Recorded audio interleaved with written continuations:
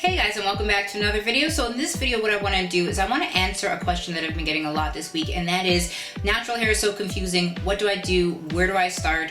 Like, help me. So I want to help you in this video. I want to help you to simplify the natural hair growth journey, where to go, why it's so confusing, maybe a basic regimen that anyone and everyone can follow.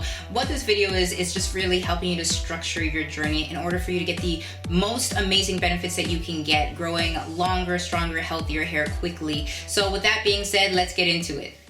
So the first thing that you want to do to simplify your hair growth journey is you want a hair growth goal. Now, this is something that is different for everybody. My goal was to grow my hair back from damage and alopecia. I had bald spots, thinning, shedding. My goal was to grow my hair back.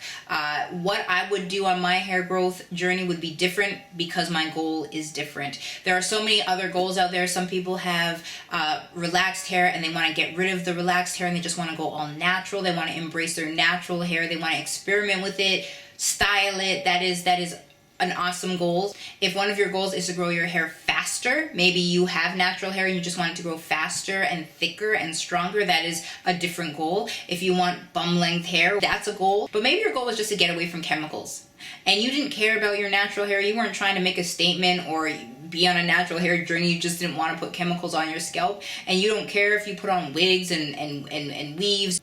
That's a goal, and that's completely fine.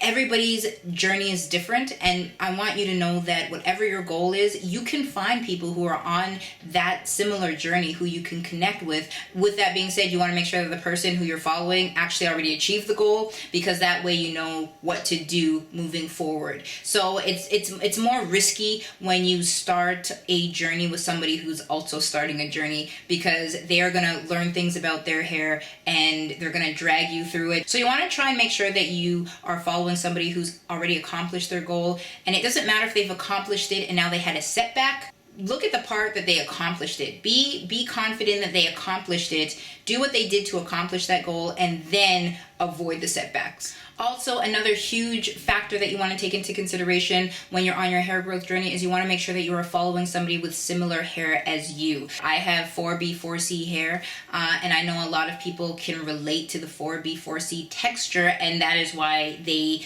come here. But then there's other people who don't have hair like mine at all, but they can relate to the alopecia and growing their hair back from balding. That is absolutely fine. When it comes to healing your scalp or your body, it doesn't really matter if you have straight hair or curly hair. It really just matters on fixing the problem. Now, if you wanted more videos on regimens and styles, you want to make sure that you're following somebody with very similar hair to you. So back when I was growing my hair, I followed a lot of people, different people with straight hair, people with wavy hair, curly hair. I followed everybody. As long as you had hair, I was following you, and as long as you had hair, I most likely did what you did. That was not good for me. It was very confusing. I didn't know why things weren't working for me, but it was working for everybody else. And with that being said, it's because they didn't have the same hair as me. So if people had 3C hair, let's say, and they were using a bristle brush to go through their hair, that might work for some people with 4C hair, but it didn't work for me because I don't only have 4C hair, I have 4B hair.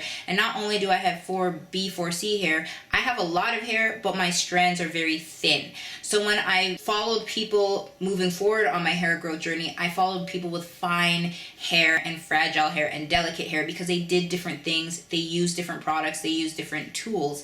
Now, with that being said, when you found somebody with similar goals and hair types, you want to make sure that the person has a similar lifestyle to you. So if you are following somebody who goes to the gym 3 days a week, or somebody who's a swimmer, or maybe somebody who's a stay-at-home mom who doesn't really go out and do a lot of things with their hair, you want to make sure that your journeys are similar, your lifestyle is similar, budget is similar. There's people who probably have millions of dollars and they can afford to buy products that are $1,000, and you might not have that luxury. You might not have that budget. Another thing is, are the people that you're following doing more DIY? Does that go with your lifestyle? Or are you somebody who's on the go? You need to be able to pick up products from the store. You need to follow people who have very similar journeys, once again, because that is really going to help you moving forward on your hair growth journey and to limit a lot of confusion. And one final thing that you want to make sure that you are doing is following people who you can connect with. Do not think that you cannot follow bigger blogs and bigger personalities out there who are growing their hair to amazing length. You can always follow those people, but make sure that you are following people also who you can connect with, people who you can ask questions. Maybe they have a Snapchat or an Instagram, or maybe they do Facebook Live or YouTube Live. Maybe there's ways that they will communicate with you and help to answer some of the questions that you may have. So as many of you guys know, is that I get back to you guys as often as I can. So I try and get back to all the comments in a timely fashion. I reply to emails. A lot of you have spoken to me on phone consultations. We've spoken. That's so much fun for me.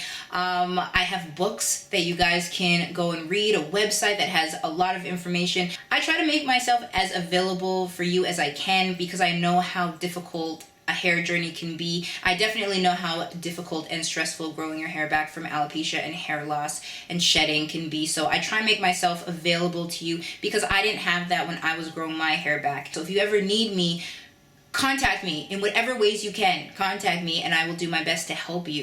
So with that being said, one of the last things that I want to do in this video is I want to give you a very basic regimen that anybody can follow, no matter if your hair growth goal is to grow your hair back from hair loss and alopecia, or whether your goal is to just grow bum length hair.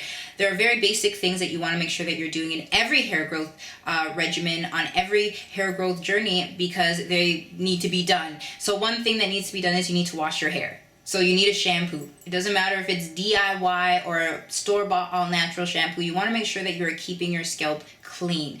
With that being said, when you are in the shower and you're about to detangle your hair, you want to make sure that you have a detangler. Now, one thing that people ask me all the time is, well, what do I use? To be honest with you, I either use my DIY apple cider vinegar coconut oil detangler, or I buy a generic store brand detangler because I do not put it on my scalp. I put it on my hair, I detangle, I rinse out. So make sure that you have a shampoo, a detangler, and make sure that you have a moisturizer. When you come out of the shower, have a conditioner or a leave-in, a moisturizer of some sort to help you to retain the moisture in your hair strands. It's very important that you keep your hair moisturized because if it's dry and brittle, you're going to encounter breakage and more damage. If you have those three things and you consistently are keeping your hair clean and moisturized and detangled, anything else on your journey you can add in over time. Last but not least, you want to make sure that you are keeping your hair covered and protected at night. Use a silk or satin scarf or a silk or satin pillowcase because that way you can keep moisture in your hair. And once again, if your hair is moisturized, it will grow. So for an example, my daughter and I was able to grow her hair to bum length, which is about 20 inches in about 5 years. And I was able to grow my hair to bra strap length, which is about 15 inches in under 4 years. And the basic things that I did was those things. I washed it, I detangled it, I moisturized it. I never used a protein treatment, deep conditioning treatment, or hot oil treatment for her hair at all. Besides that, I kept it very basic, very consistent. The products that I used are all on my website, all natural products that really help my hair and her hair. Her hair is 3C, 4A, and my hair is 4B, 4C. And by using very basic things, keeping your scalp clean and your hair moisturized and your hair protected, you will grow hair. That's not a problem. If you have more hair growth issues like alopecia or something like that, please check out my website because I really outline how you can get your hair growing back and stimulated.